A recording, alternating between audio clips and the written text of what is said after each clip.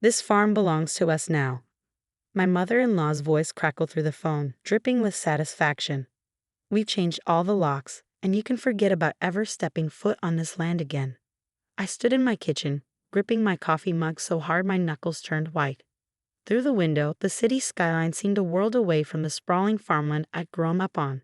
The property isn't yours to take, Diana, I replied, keeping my voice steady despite the anger bubbling inside me. My name is Olivia Parker, and at 32, I was listening to my mother-in-law steal my family's legacy. The 300-acre farm had been in my family for 4 generations, and now, barely 3 months after my grandfather's passing, Diana thought she could simply claim it as her own. "Oh, but it is," she sneered. "The new deed is already filed. Your grandfather left everything to Michael, my precious son.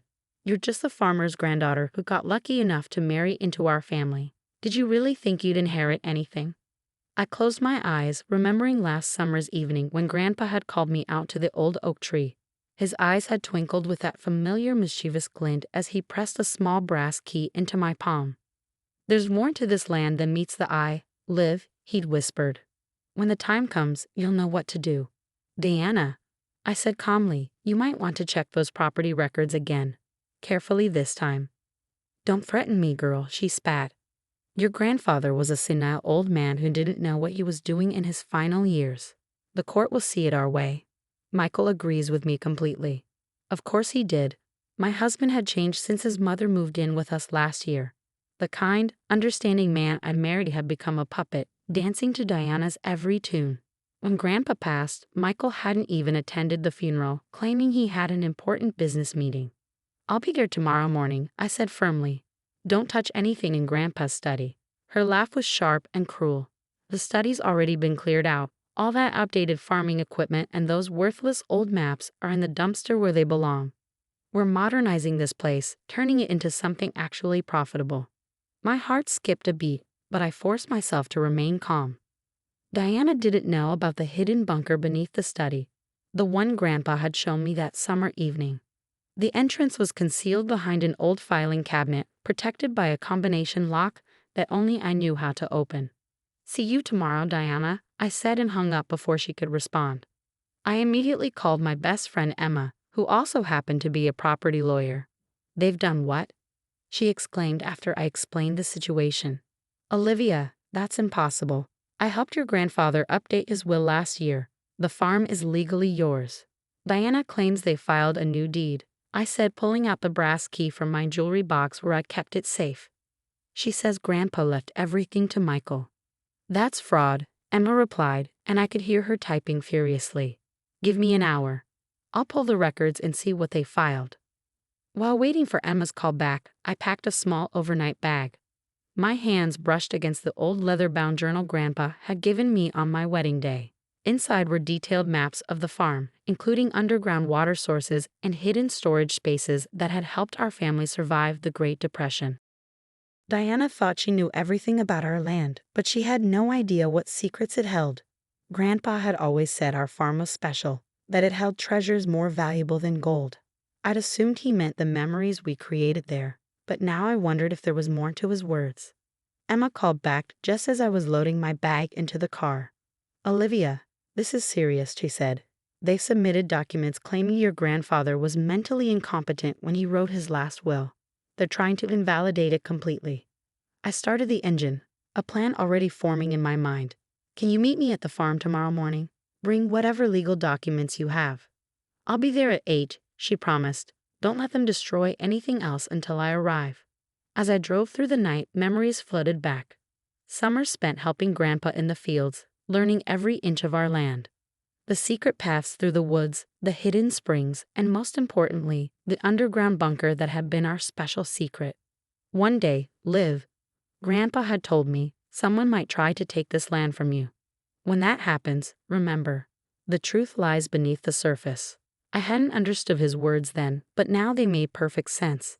In that bunker were documents dating back to the farm's original purchase, maps showing hidden resources, and most importantly, proof that this land was meant to be mine.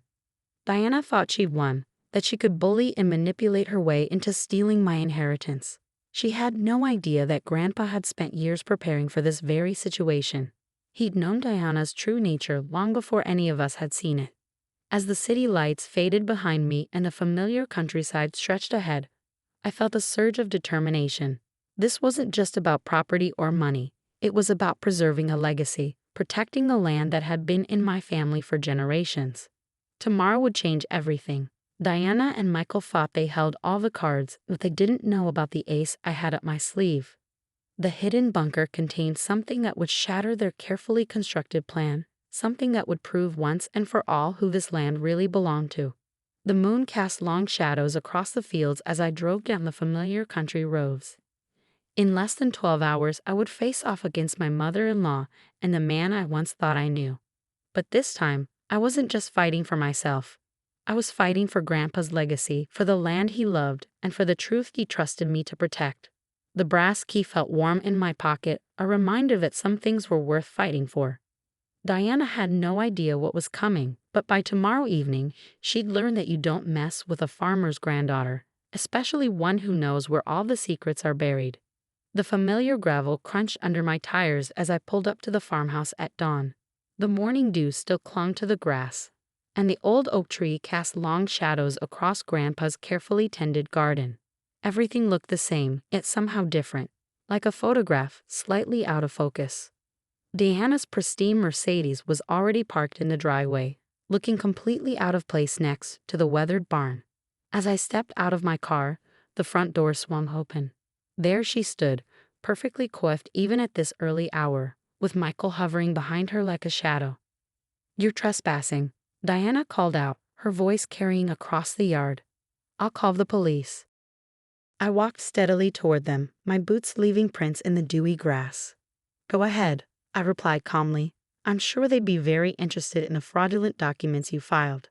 Michael stepped forward, his face a mask of practiced concern. "Liv, don't make this harder than it needs to be.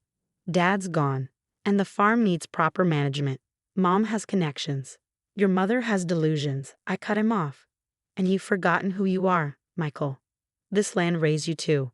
Diana's perfectly painted lips curled into a sneer. "The study's locked. Whatever you're looking for, you won't find it. We've been very thorough." "I bet you have," I thought, remembering the dumpsters she'd mentioned. But Diana didn't know about the hidden entrance behind the filing cabinet, or that the key in my pocket opened more than just one door. Emma's car pulled up just then, and Diana's expression faltered slightly at the sight of her legal briefcase. "Good. Let her worry." "Mrs. Henderson," Emma greeted Diana professionally, "I've brought copies of the original will and property deeds. We should discuss the serious legal implications of your recent actions." "This is private property," Diana started, but Emma cut her off. "This property belongs to Olivia Parker, as clearly stated in George Parker's last will and testament, which I personally witnessed. Your fraudulent claims won't hold up in court." While Emma kept them distracted in the kitchen with legal documents, I slipped away to Grandpa's study. The room had been ransacked, drawers pulled out, papers scattered everywhere. My heart ached seeing his beloved space treated with such disrespect. The old filing cabinet had been pushed aside, but not far enough to reveal the hidden door. I carefully moved it back into position, listening for the subtle click that meant it was perfectly aligned. Then, using the brass key and the combination Grandpa had taught me, his father's birthday, I opened the concealed entrance. The narrow staircase led down to the bunker, where the air was cool and smelled of earth and old paper. I flicked on my flashlight, and there it was, exactly as Grandpa had shown me. Metal filing cabinets lined the walls, each containing decades of farm records, original deeds, and most importantly, the evidence of what made this land truly special. I grabbed the specific folders Grandpa had pointed out last summer, along with a rolled-up survey map from 1943. Then I noticed something new, an envelope with my name on it, written in Grandpa's familiar shaky handwriting. Inside was a letter dated just weeks before his passing. "My dearest Liv, if you're reading this, then Diana has made her move sooner than we expected. In the bottom drawer of the third cabinet, you'll find documentation of the mineral rights survey conducted last year. The results will explain why she's so desperate to claim our land. Don't let her bully you, sweetheart. You're stronger than she knows. Love, Grandpa." My hands trembled as I opened the survey report.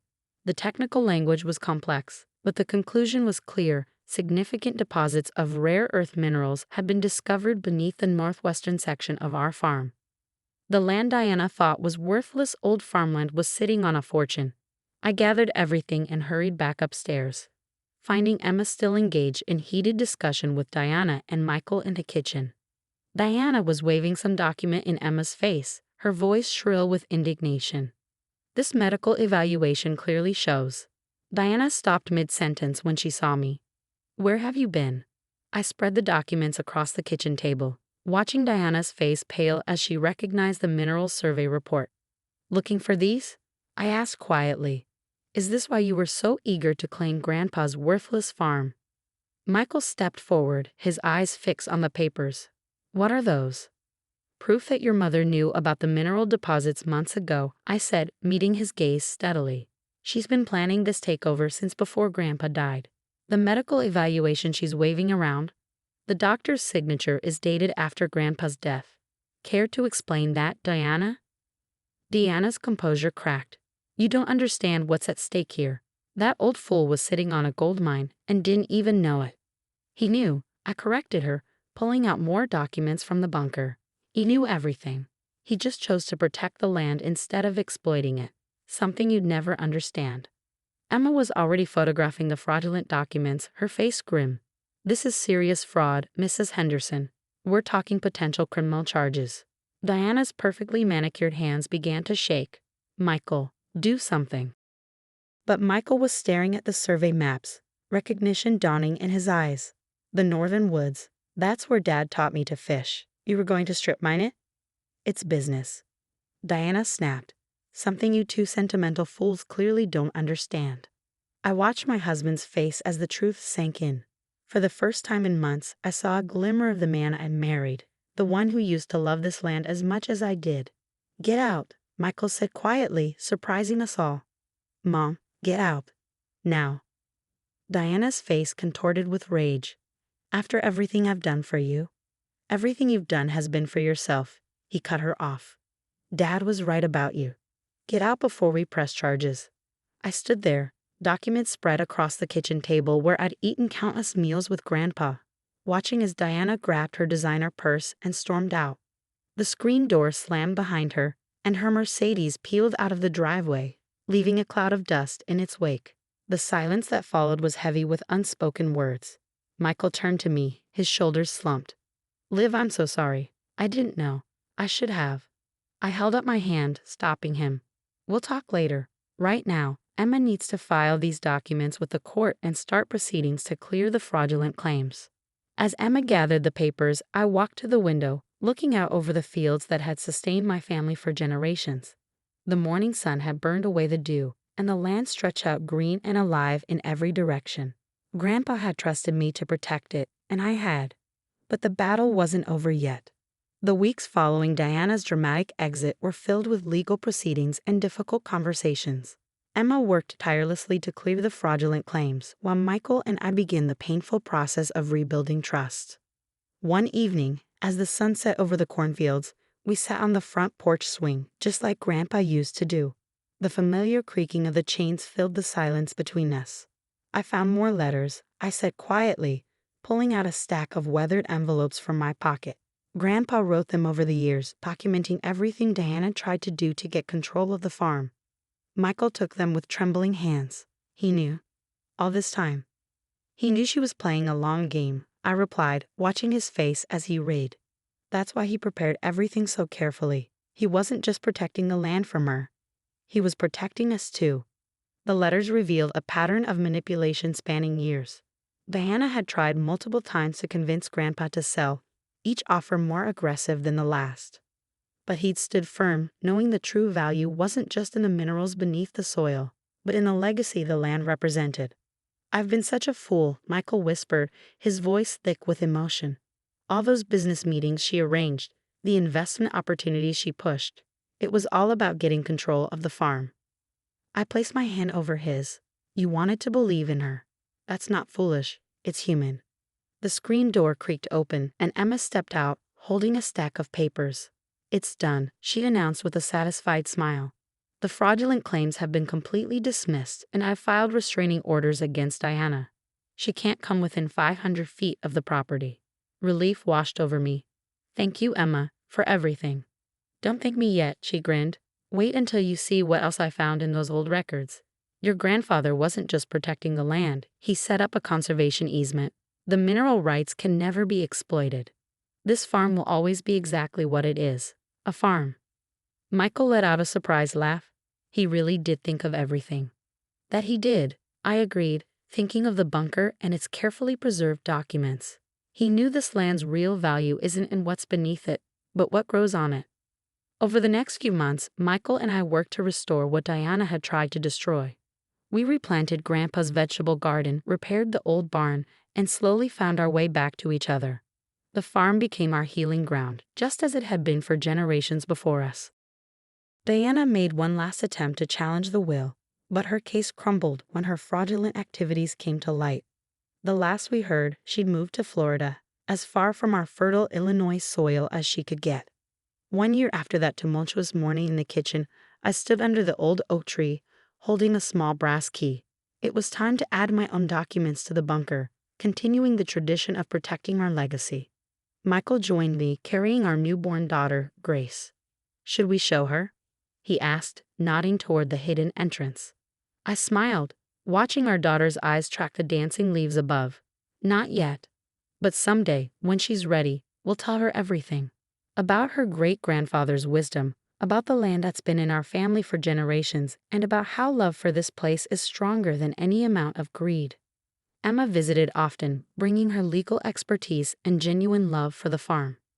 Together, we established a trust to ensure the land would always remain agricultural, protecting it for future generations. As I watched Grace take her first wobbly steps across the same grass I played on as a child, I think about Grandpa's final gift. It wasn't just the land or the hidden bunker with its crucial documents. It was the lesson he taught me about standing firm in the face of adversity, about protecting what matters most. The farm continues to thrive, producing crops that feed our community. The northern woods where Michael learned to fish remain untouched, a sanctuary for wildlife and family memories alike. Sometimes, when the evening light hits the fields just right, I swear I can see Grandpa standing there, smiling at what his legacy has become. Diana thought she could steal our land by exploiting its hidden wealth. What she never understood was that the real treasure was never the minerals beneath the soil. It was the soil itself, the memories it holds, and the future it promises to those who love it enough to protect it. As for Michael and me, we've learned that some bonds, like the roots that run deep beneath our fields, grow stronger when tested. We're not just farmers now. We're guardians of a legacy that will continue long after we're gone, preserved in the hidden bunker and in the hearts of those who call this land home. Grace's laughter echoes across the fields as she chases butterflies through Grandpa's garden, and I know with absolute certainty that we did the right thing. This is where we belong, and no amount of greed or manipulation can ever change that. The brass key hangs on a hook by the door now, a reminder that sometimes the greatest victories come not from fighting, but from standing firm in what you know is right. Just as Grandpa always said, the truth lies beneath the surface, in the soil, in the soul, and in the heart of those who love this land enough to protect it.